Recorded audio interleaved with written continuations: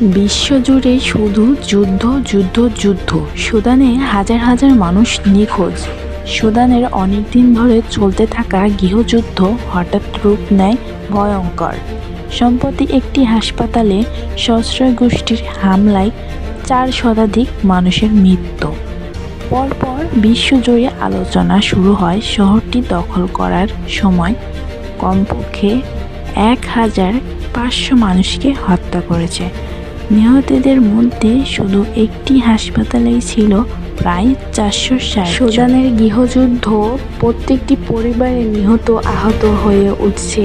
গাজাবাসীদের মতো এদের যুদ্ধ অনেক ভয়ঙ্কর হয়ে উঠেছে। তোমরা ভিডিওটি অনেক বেশি করে শেয়ার করে দাও যাতে বিশ্বজুড়ে এটা ছড়িয়ে যাক। আলোচনা শুরু হয়েছে শহরটি দখল করার। কমপক্ষে শহরটি দখল করার জন্যই এত চাপ, এত শাস্তি মানুষের পরিবারে, যত